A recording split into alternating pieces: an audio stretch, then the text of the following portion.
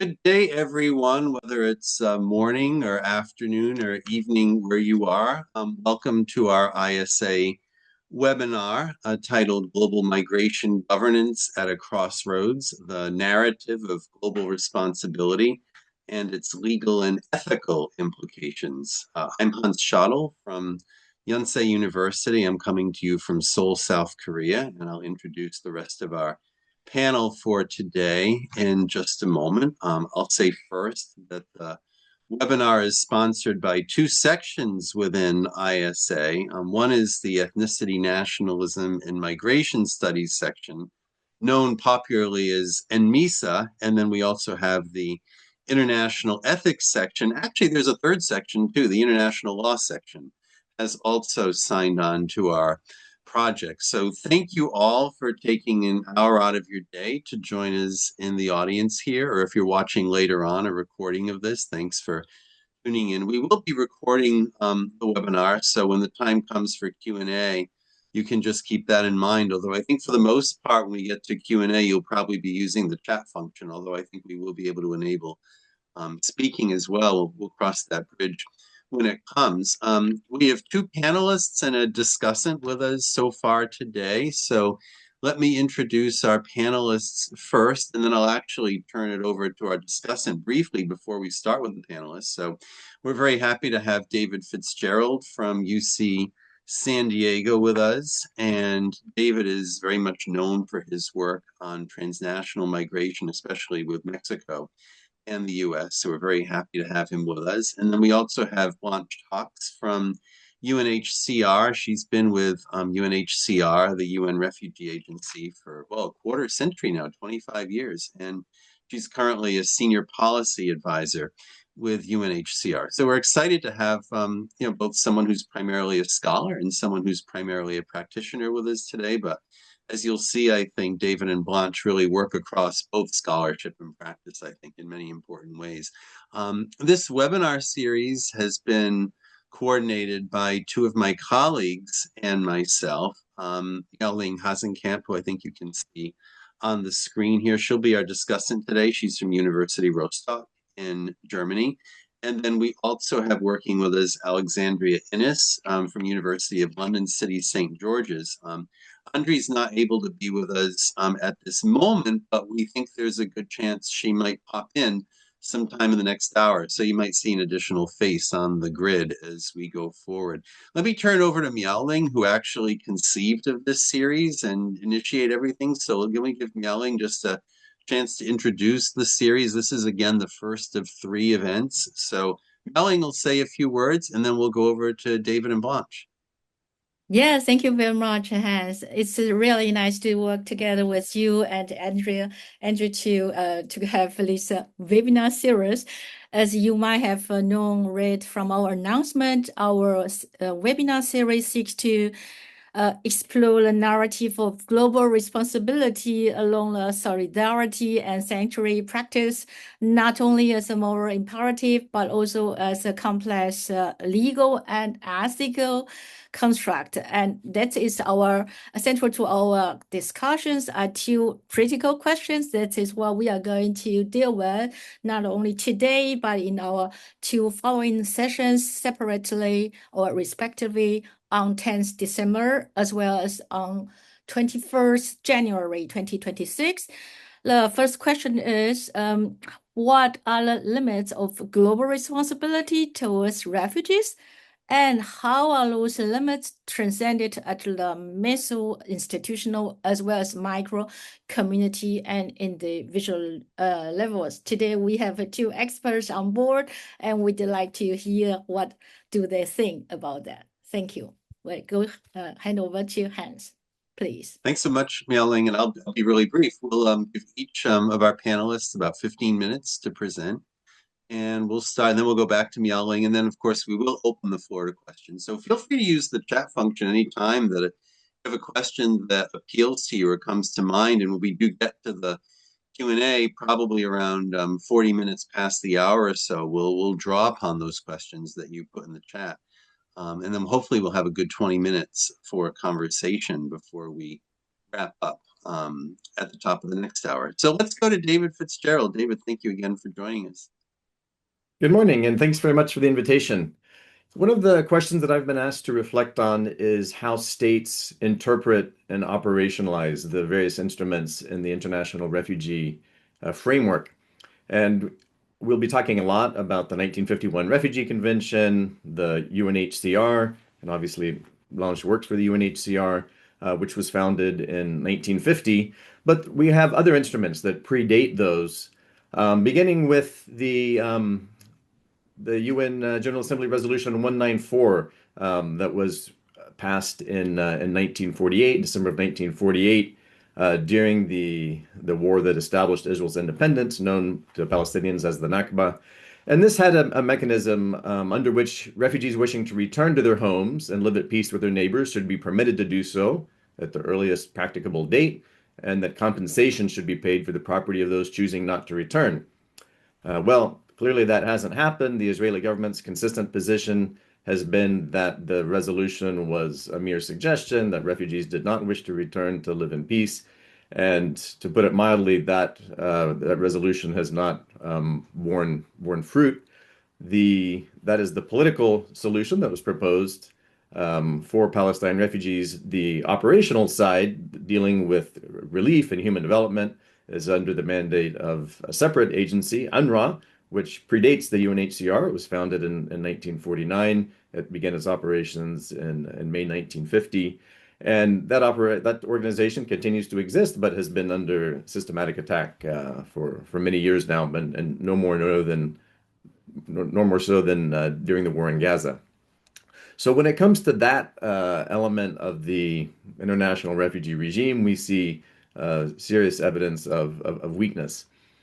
Passing on to the 1951 Refugee Convention that deals with a much broader notion of people who are refugees. There is language in that convention around burden sharing. It's in the preamble. But burden sharing, and that's a term that's objectionable to many people. I just simply repeat the language that's in that instrument. It's discretionary, though. It doesn't actually impose particular obligations on states to select a particular number of refugees for asylum or admission. So when the current administration slashed refugee resettlements to the U.S., that was a very big shift in U.S. Foreign policy. That was a even more significant shift than under the first Trump administration. But in itself, I don't think I would not consider it to be a violation of the refugee regime per se. Most of the provisions in the convention actually lay out rights for recognized refugees. And in the academy, we tend not to spend as much time thinking about this or writing about this. It's a very complex legal terrain in which specific rights are made to be equal to those of specific reference populations in a host state. And those reference points vary by the right. So in some rights, the reference points are host country nationals, and others, it's all foreigners in that host state, and still others, it's the most favored foreigners in a host state. And many of the governments that have signed on to the 51 convention have also signed on only with reservations around specific provisions so that they say that those don't apply to their case. So given that it is such a complex legal terrain, it's been very difficult, I think, to turn this into a strong political norm. And it's obviously important in the lives of many people. But I think that as an academy, we probably don't spend enough time talking about that aspect of the convention, which again is most of, just textually, it's most of the convention. There are some universal rights of refugees, the most important of which is the principle of non-refoulement, that refugees will not be returned into the arms of their persecutors. There's a more technical definition, but that's kind of as a general grosso modo, that's what that means. And here we see very significant changes in practice in the last few years. There have always been instances of refoulement, But now they have become much more open, much more blatant. There's a recent article by my colleague at Temple University, J. Ramji Nogales, that really lays out the rise of open refoulement in the last year. Certainly in the US case, but we can find lots of other examples around the world. So just to give you a couple of examples of what I'm talking about in this country, I'm speaking from California, is that on day one of the new Trump administration, the Securing Our Borders executive order completely suspended entries of asylum seekers at the southern border. Under the Biden administration, there had been another executive order that had tried to do something similar, but with a number of carve-outs. And this version has made that right to access asylum on the southern border even that much more difficult to gain access to. Also, we've seen that the U.S. has begun deporting people, often for detention in third countries to which the people who have been deported have no connection. They're not nationals of those countries. They didn't pass through those countries on the way to the U.S. They never lived in those countries. And the list of countries to which the U.S. is deporting people expands, every month. Many countries in Africa, but beginning with a very high-profile, deliberately high-profile deportation of Venezuelan and Salvadoran nationals to El Salvador, where they were detained in a facility known as Secot in Spanish. And that arguably was also a refoulement under the Convention Against Torture, the 1984 Convention Against Torture, to which the U.S. is also a party, has a provision that people shall not be returned into a country where they face torture, regardless of whether or not they're refugees or why they would be tortured. It's a much broader sense of who this applies to. And according to the monitoring reports of various human rights agencies and the U.S. State Department itself in previous years, it seems pretty clear that the conditions in Secot constitute torture under the CAT. So that's arguably refoulement under the CAT. And then in that group of Venezuelan and Salvadoran nationals, we also saw some asylum seekers and even recognized refugees among the deportees. So that would be refoulement under the Refugee Convention as well. Now, these third country deportations, again, have gone to many different countries, including Ghana, where there have been deportations of people who had explicit court orders in U.S. courts that were aimed at protecting them from refoulement. So that is happening, again, very openly. I don't know what I don't know of what's happening secretly, but it's certainly quite a strong challenge to the principle of non-refoulement. Now, another question that I've been asked to reflect on is, in what ways do national interests challenge or reinforce global responsibility norms? Obviously, a lot that we could say about this, but I just want to think about refugee resettlement in the U.S. and why is there refugee resettlement in the U.S. and why have there been changes, given the fact that at the end of the day, this is discretionary in international law for states to decide whether or not to resettle people from countries where they're considered to be refugees. So during the Cold War, practically all of the refugees resettled in the U.S., and that's about 5 million people since the end of the Cold War, during the Cold War. Practically all of them came from communist countries. Very, very rare exceptions. Otherwise, territorial asylum was quite rare for most of that period. And there was a consensus foreign policy rationale that this was a useful policy to point out the failures of communist countries. It didn't actually have very strong public opinion support. It never reached a majority of public opinion support, but among policy elites in Washington, there was a bipartisan consensus that this was a good thing to do. And since the end of the Cold War, the rationales for resettlement have been replaced by much more disparate reasons. One of them is domestic lobbying for co-ethnics or co-religionists. And most recently we can see this with the the remnant of the U.S. refugee resettlement program, which is directed towards Afrikaners, the white South Africans whose ancestors came from the Netherlands. Um, and this is a very small but evidently effective lobbying effort to target this one particular group out of all of the world's populations. Um, the administration, particularly in its campaign in 2015 for the first Trump administration, was quite open about calling for a so-called Muslim ban. That was the language that was used regularly in that campaign. Um, and when it came into power the first time, passed a number of bans, Muslim bans, travel bans, depending on how you'd like to characterize them. Um, and we could talk a lot about that, but the bottom line empirically is that the share of U.S. refugees who came after those orders were put into place, the share of those resettled refugees into the U.S. who are Muslim fell quite sharply. So empirically, that's the effect that they had. One of the lessons of the history, not just in the U.S., but in many other countries, of selecting immigrants or selecting refugees based on some kind of ethnic or racial, religious criteria, is that it's more of a norm violation to negatively discriminate against targeted groups than to have positive preferences for a particular group. And I have a whole book, Culling the Masses, that talks about this that I wrote with David Cook Martin. But bringing it back to refugees and others who were under the different versions of this Muslim ban, travel ban, this was eventually able to pass muster in the courts because it was dressed up as a security concern.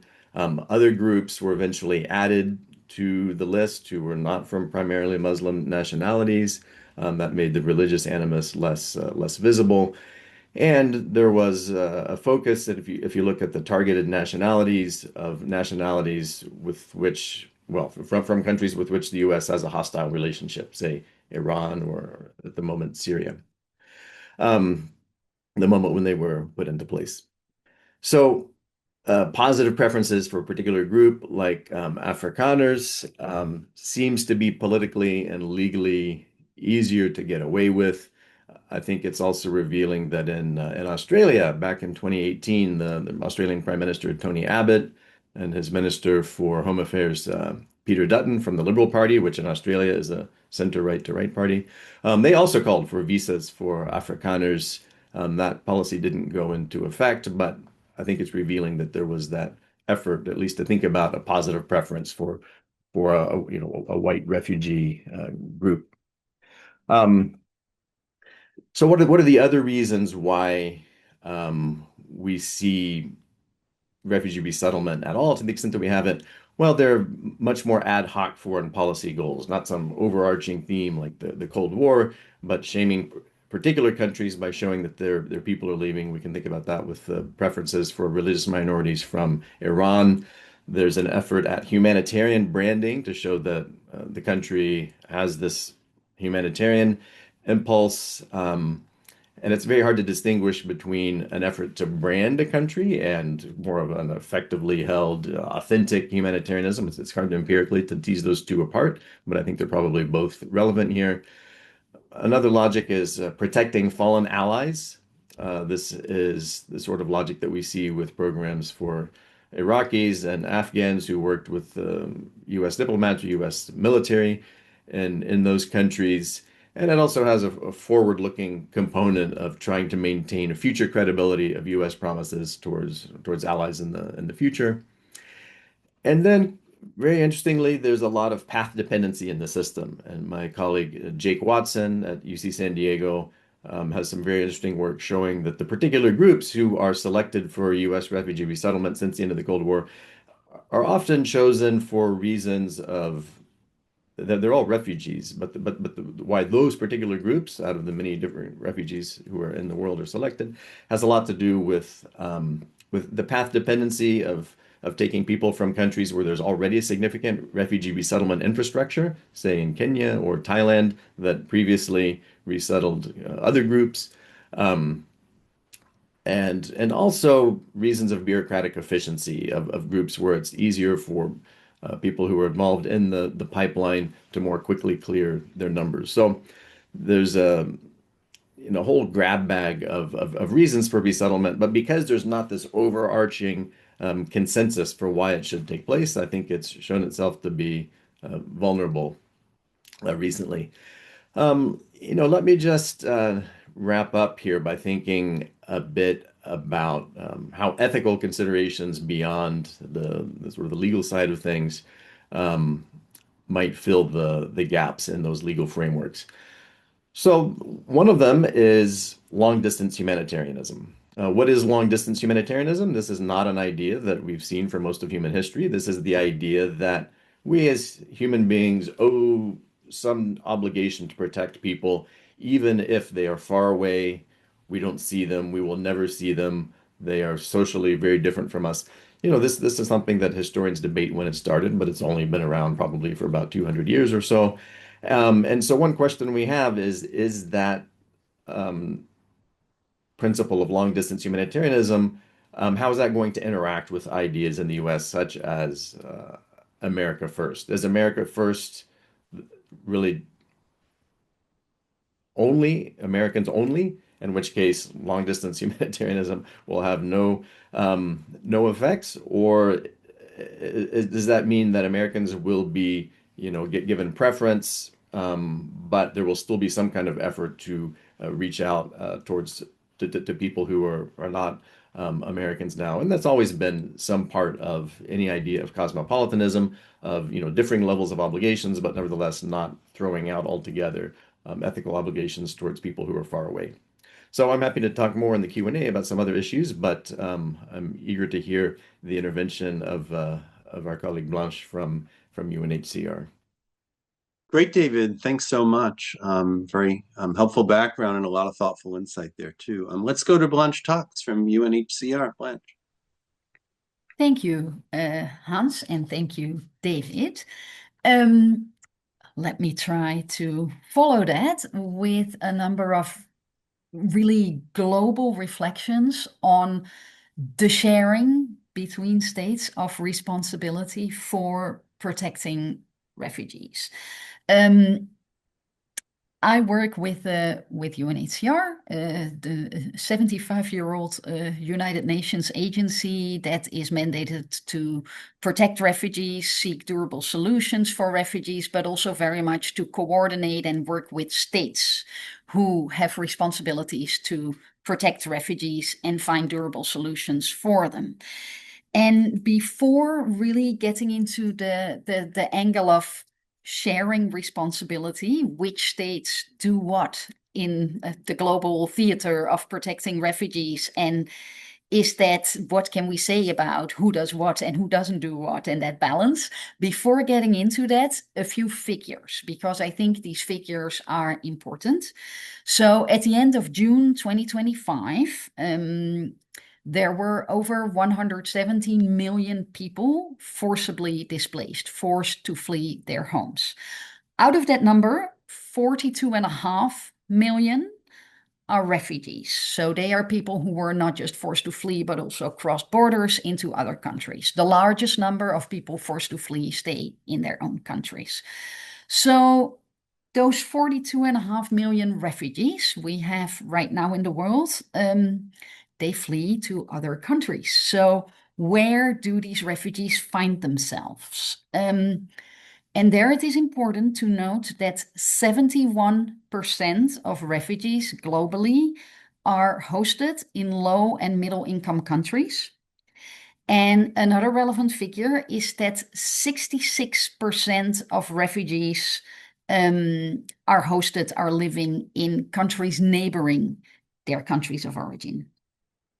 So these figures are important when we talk about sharing the responsibility for protecting, hosting, supporting refugees, because they make it very clear that neighboring and low and middle income countries, often overlapping, they carry most of the responsibility globally for hosting refugees. If you look at refugees through the lens of the numbers, living, staying, hosted in which country. So what is it that we actually mean when we talk about sharing responsibility? Because if we want to reflect on how that responsibility is shared and which state does what, we first need to have a bit of an understanding. What do we mean by it? And David spoke about the language in the 1951 convention that refers to burden sharing. The preamble of the 1951 convention also has language on international cooperation. The preamble recognizes that international cooperation is required for the effective operation of the international protection regime for refugees. The preamble, however, is not in itself legally binding, and of course, international cooperation can mean many different things. David already mentioned, and I think that's important, or reflected on this language, the original language of burden sharing, which indeed many people object to. And since maybe the 1980s, effectively, a lot of that language is complemented by language about responsibility sharing, which I guess complements really with the thought that the presence of refugees is not always solely a burden but can also bring benefits to states, but also legal responsibilities that states have. So speaking of responsibility sharing, what I want to speak about specifically is efforts quite recently, since 2018, when the General Assembly confirmed the so-called Global Compact on Refugees, a document that includes really the aim of providing a basis for operationalizing the principle of burden and responsibility sharing for states. The Global Compact on Refugees includes a so-called program of action that sets out a number of tools and approaches to support states in enhancing their sharing of responsibility through practical measures. And I want to just very practically mention some of the ways in which states do work to share responsibility, or could be maybe doing more to share responsibility. First, of course, there is financial sharing of responsibility. There are donor states who contribute funding for the hosting and supporting of refugees in the states where they find themselves. There are also regional arrangements where states look more physically into who is hosting which numbers of refugees. And the Dublin Agreement in Europe is an example of such an agreement. And in next year, mid-2026, the new pact, Asylum Migration Pact in the European Union will enter into force, which has an obligatory mechanism that will look into either relocating people or financial means to pay for the hosting of people. David spoke about resettlement, moving people out of often neighboring countries to third countries. These third countries are often countries in the global north, and that can be seen as an expression of solidarity, supporting in that way neighboring states who are originally hosting large numbers of refugees. It should be kept in mind that resettlement numbers have always been really small compared to the global number of refugees. So maybe that is in a way almost more a symbolic or a small scale way of contributing to carrying the responsibility for hosting, protecting, and caring for refugees, but nevertheless an important one. And it's sad to see that resettlement numbers for a number of reasons, as also mentioned by David, are going down in many countries. But resettlement has always been a relatively small part of responsibility sharing. Another way of sharing responsibility is offering asylum seekers or refugees who are rescued at sea a place where they are allowed to disembark and to receive them in a specific country. That is a way of sharing responsibility. What we have seen in recent years as more attention being paid to are migration pathways for refugees.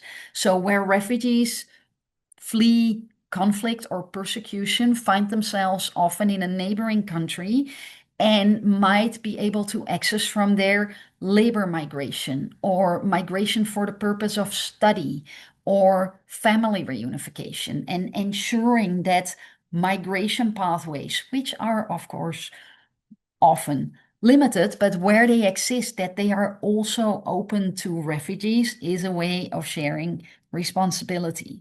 So there are many ways in which states have engaged in sharing responsibility.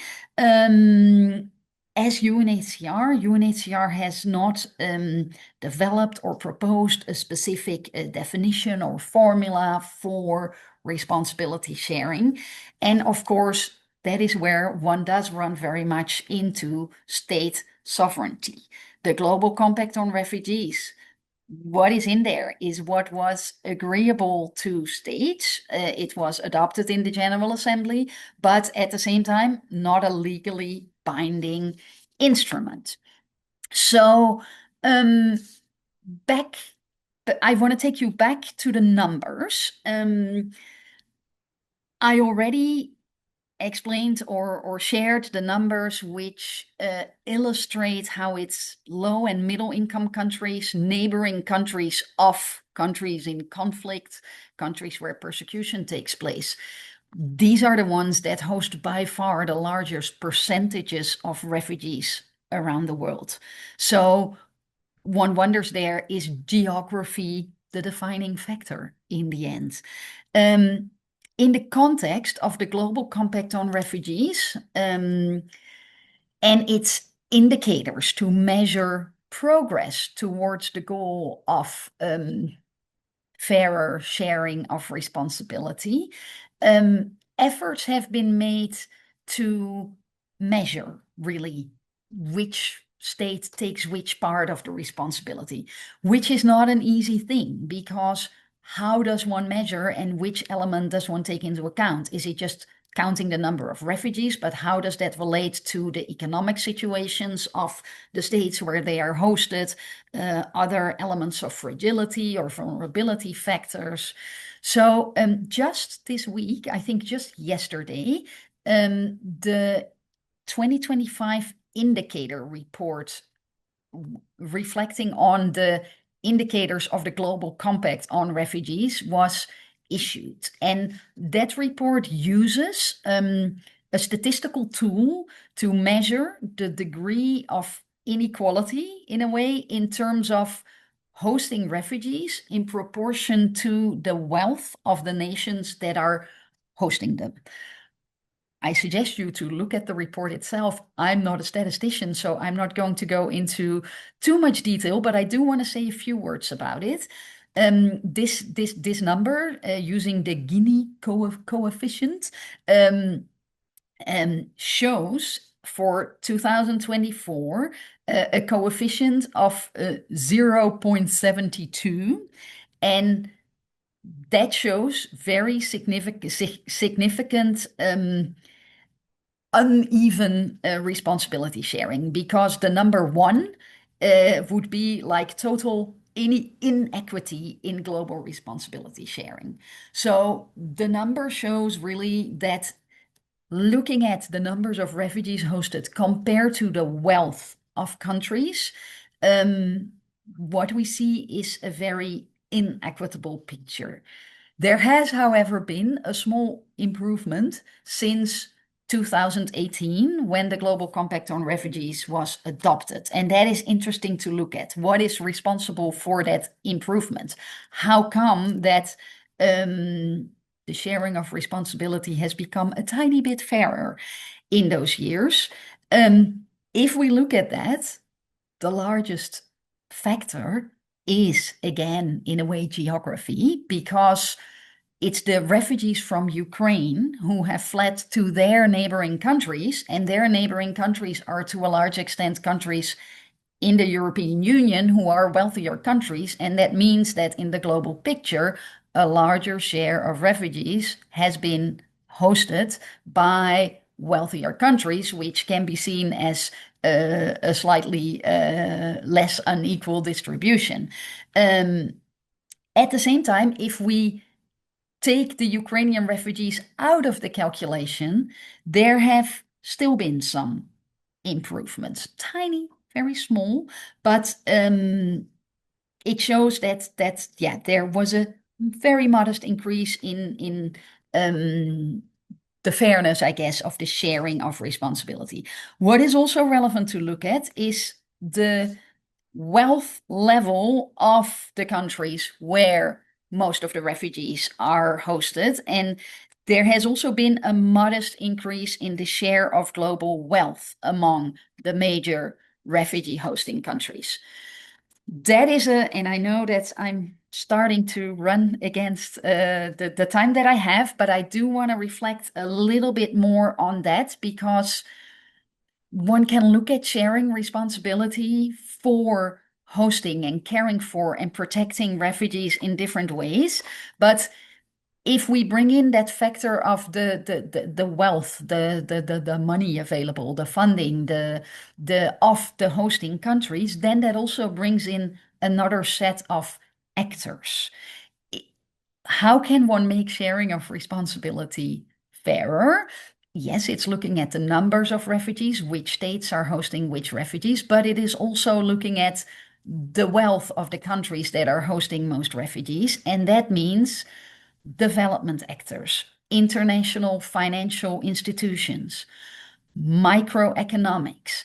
If one can invest in development of the countries that are hosting most of the refugees, that contributes to making responsibility sharing a little bit fairer. That means including considerations about protecting and hosting refugees when working with host countries on development plans, development indicators. There's a whole area of work which UNHCR has also invested in, looking at really sustainable responses with development actors that then also contribute to making the sharing of responsibility for protecting refugees a little bit fairer.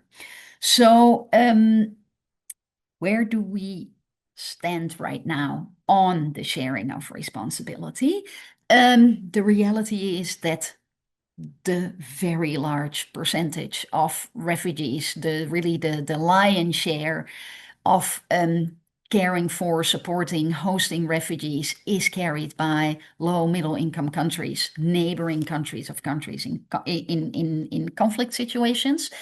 And there is, of course, a power imbalance, right? Countries of the global north carry financial power, but also the power of just fewer refugees being on their territory, as they do not neighbor so many of the conflicts around the world. So what can we do to work with states towards fairer sharing of responsibility? We can try and contribute and look at regional arrangements where the power disparities between member states are a little bit less pronounced, and where there is a fairer space for member states in a region to negotiate and work together on how to find fairer ways of sharing the burden.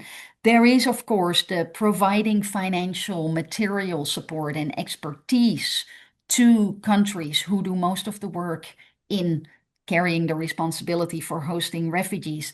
But we have, of course, seen in the last year a political and financial climate where humanitarian aid, but also development aid, has not been expanding.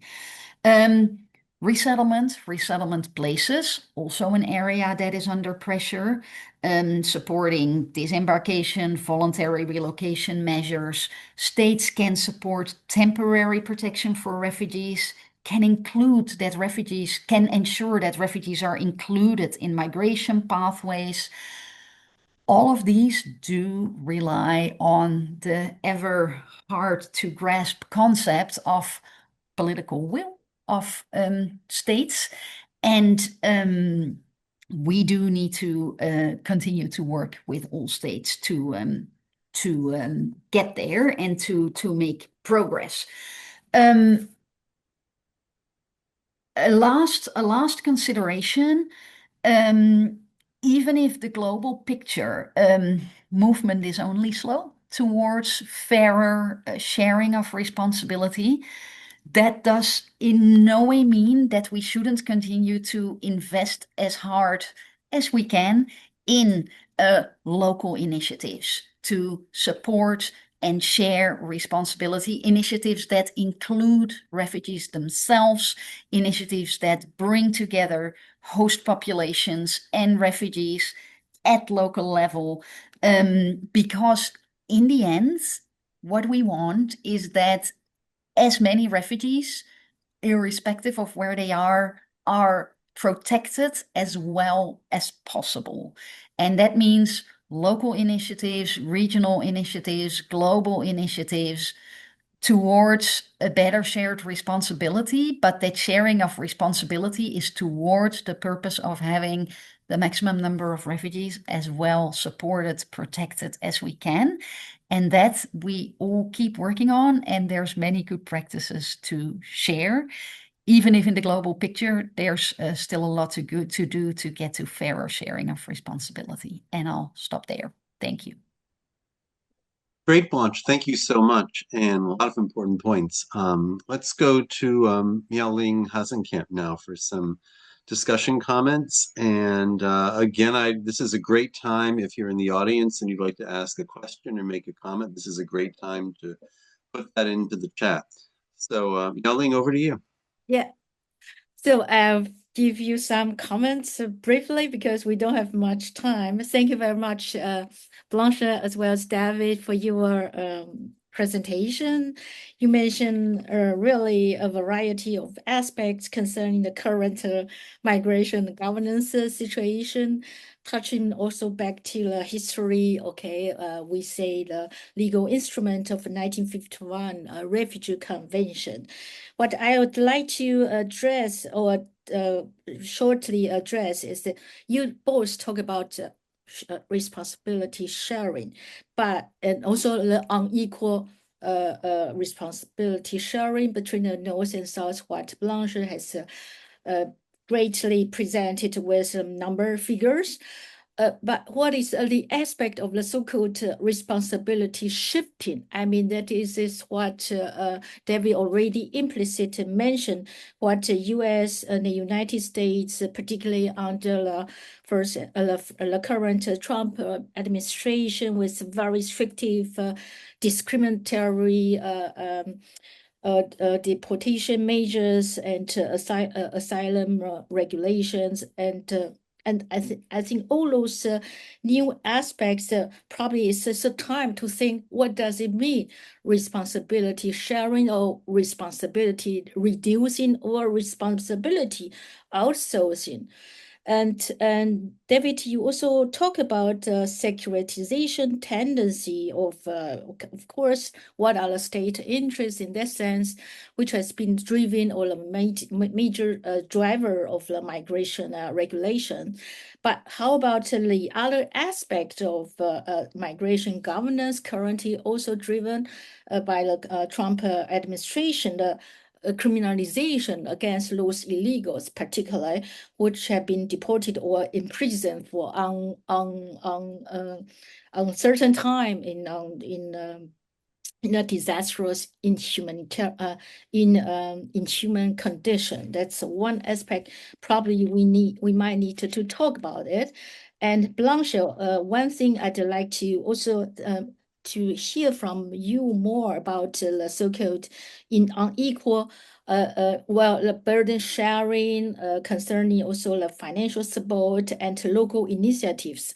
Probably you can also give us more concrete examples of those local initiatives, driven particularly introduced by several informal regimes or informal arrangements between among a variety of state and non-state actors.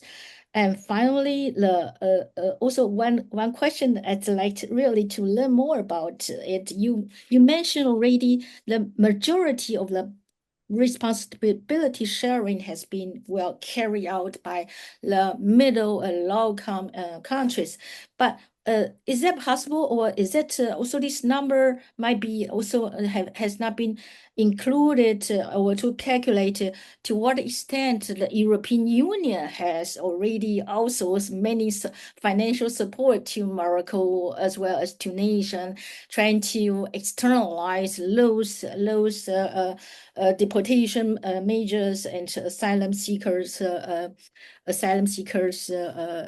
efforts trying to enter Germany, to enter Europe. Sorry, I think those are different new novel aspects. We need to learn what kind of patterns of this kind of responsibility shifting from, I would say, from state or outsourcing. I think they might be, we could learn more and scientifically, empirically to explore in a more structured and systematical manner. Okay, that's it from my part. Sorry. Thank you very much, Myeling. Before we go back to David and Blancha, I'd like to also bring in addition to Myeling's points, 2 questions that are coming in from the audience. So I'll present both of these, and then David and Blancha, if you'd like to just take the questions or the points that you'd like to address and some follow-up comments. So first, we have a question from Willem Maas at York University in Ontario, and Willem says, thanks for insightful comments on state sovereignty versus fair sharing of responsibility. Why is there so little movement to charge the costs of refugee resettlement in cases of conflict, not necessarily climate migration, to the states and regimes that cause refugees to become refugees? So his examples here are the Assad regime in the case of Syrian refugees, or the Putin regime in the case of Ukrainian refugees, and so forth. That's from Willem Maas. And then another question, this one posted anonymously. I think this is to both speakers, or maybe to both speakers in some respects. You argue that recent practices of open refoulement and exclusionary asylum policies signal a breakdown in the normative power of the international refugee regime. To what extent do you think this erosion is driven primarily by domestic political incentives, such as nationalism, securitization narratives, versus structural weaknesses built into the 1951 convention itself, such as its discretionary burden sharing framework? So those are the 2 questions in addition to Myeling's comments. And let's start with David, and then we'll go to Blancha. Let me go first to the question posed by Mas. It's a really creative, important question, and I think the answer, I don't speak for UNHCR, obviously, and I'm anxious to hear what Blanche has to say. I think the answer is that UNHCR and UNRWA consider themselves to be apolitical organizations and are loath to point out with any specificity the causal factors behind why refugees move. And as Blanche also pointed out, about 2/3 of the world's displaced people, according to the standard reports, are IDPs, not refugees. And increasingly, since the 1970s, the UNHCR is also involved in providing assistance to IDPs. So the same country of Syria that's producing so many refugees is also a place where the organization has ongoing operations of assisting hundreds of thousands of refugees in Syria. So it would be difficult politically to try to somehow extract money from that government to only help refugees abroad without jeopardizing operations in that country. That's what I assume is one of the reasons. Um, on this question from the anonymous attendee, what's striking here is that the kind of sharpest edge, the most legally binding edge in the Refugee Convention is non-refoulement. That is not discretionary. And not all, but most of the world's states have signed on to the Refugee Convention. Even more have signed on to the Convention Against Torture. And that's why I'm so especially troubled when I see that principle being undermined. Because if that's going to be undermined when countries have agreed that they're legally obligated, that they've brought that into their national laws, then, what hope do we have for these more diffuse forms of responsibility sharing? And I'm not to say there's no hope, and obviously there's a lot that goes on, and Blanche laid out, many of those dynamics already. And of course, there's nothing new about nationalism. There's nothing new about securitization. I think we often forget just how securitized all of these issues have always been. And of course, the US the US, which was one of the major parties responsible for negotiating the Refugee Convention, didn't sign on to the Refugee Convention. It didn't join until after the 67 Protocol, precisely because the government wanted to maintain carte blanche to deport whomever it wanted, in a Cold War environment. So security concerns have always been with us. Criminalization, interestingly, has not always been with us. And just going back to the US case, entry without inspection did not become a criminal offense until 1929, after millions and millions and millions of immigrants that immigrated to the US with or without papers. Um, for most of the 19th century, when tens of millions of people immigrated to the US, including my great-great-grandfather, there was no deportation statute.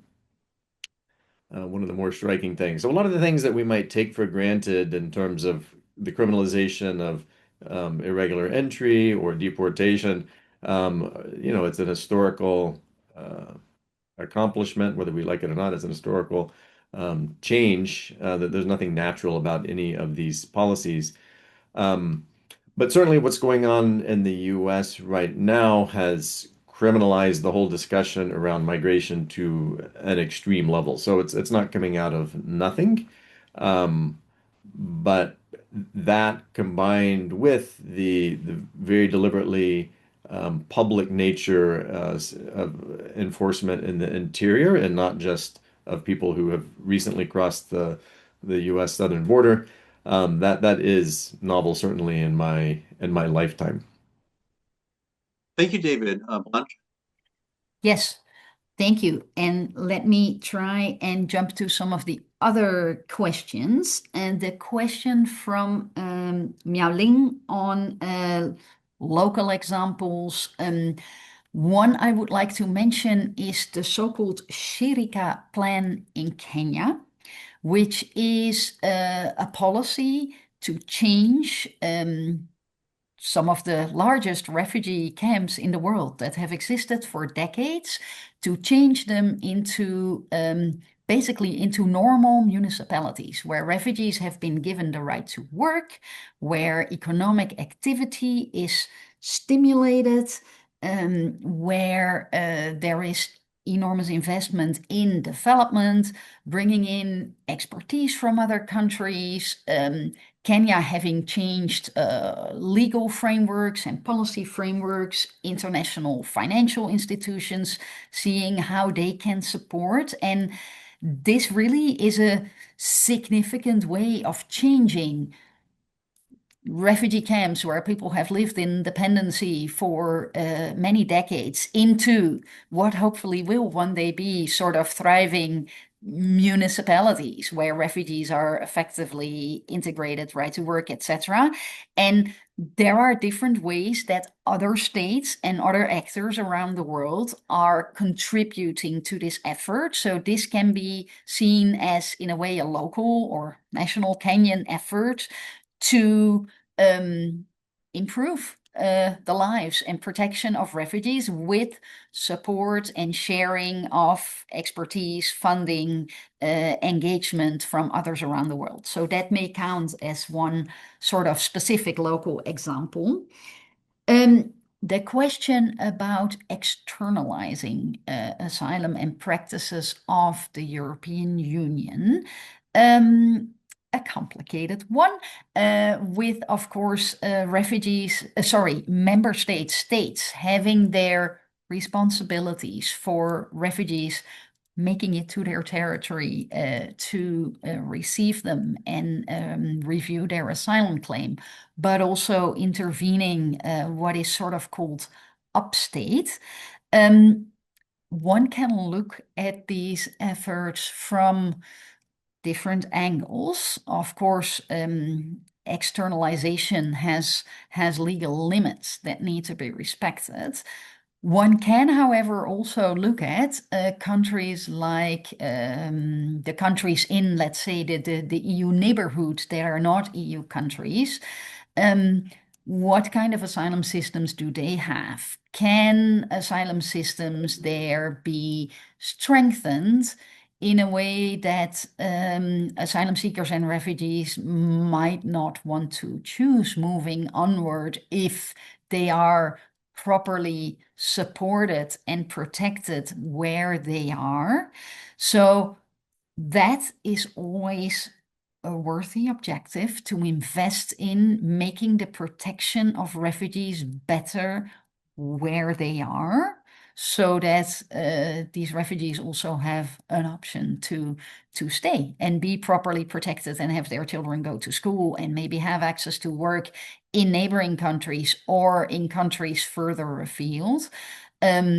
These are worthy objectives, even if maybe the motivation of supporting some of these measures from wealthy countries in the global north may be to support refugees staying elsewhere with a view to them maybe not traveling onwards. Refugees do not have a legal right to choose where they receive protection and asylum. So any of these efforts, one needs to look at them very closely as to what are the legal obligations, what are the legal frameworks. But building and strengthening asylum systems elsewhere in itself is a worthy objective. Making lives better for people in neighboring countries, giving them an option to safely stay there and not needing to seek protection elsewhere. These are things we are involved in. Of course, if it's with the angle of, in order for people not to come to the borders of another country elsewhere, one has to look very, very carefully at legal requirements and legal obligations. I think David gave a beautiful answer to the question around charging the states who cause refugee flows. Of course, the element of internally displaced persons who are also supported there.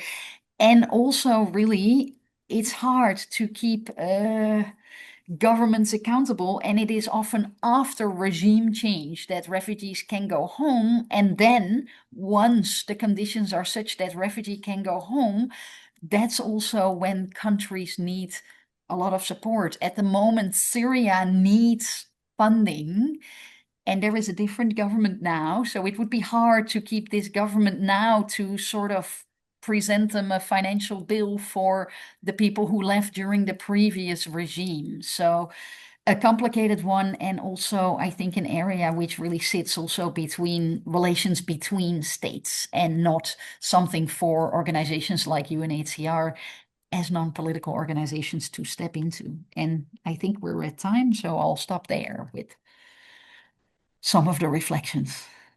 Yeah, great, Blanche. Thank you so much. And thanks to David also for really thoughtful comments in the Q&A. That does bring us up to the top of the next hour. So it is time to wrap up this first webinar. Certainly in the subsequent webinars, I'd like to talk a bit further about the erosion in immigration policy and refugee protection in the US, which personally really worries me a lot as an American. One, the signals it sends with the Trump administration not only criminalizing immigration, but also in a sense kind of turning against the ideal in many ways of a multicultural, multi-ethnic polity. And I'm also very concerned that a lot of the authoritarian tactics that go with immigration crackdowns right now could set the stage for broader power grabs in the US that could target everybody. The attacks on immigrants are wrong in their own right, but they could also signal attacks on citizens as well. And there's, of course, a very big need for pushback against that, I'd say, right now in the US. But we'll come to that in future webinars, I'm sure. I'd encourage all of you to consider attending our next webinar, which will actually be focused more on East Asia, specifically South Korea, although with an eye towards South Korea's role as a destination countries for refugees in the context of its relationship with the U.S. Nora Kim from the University of Mary Washington has just completed a book manuscript on South Korea's history as a refugee receiving country since the Korean War. South Korea was actually the first large test case in terms of the refugee regime at the time the convention was drafted, of course, 75 years ago. So that should be a very interesting workshop, I think. And then in January, we have speaking Vicky Squire as well, and George Andreopoulos, and talking about larger issues in the global regime. So we'll continue with those two webinars again on December 10th at 9 a.m. Eastern Time and January 21st, 9 a.m. Eastern Time. So again, thanks so much to David, Blanche, and Miaoling, and to all of you for coming in and staying with us and for the thoughtful questions that we've received as well. We hope all of this will spur thoughtful conversations back on your campuses and in your local communities. So thanks again for joining, and I wish you a good day. Take care.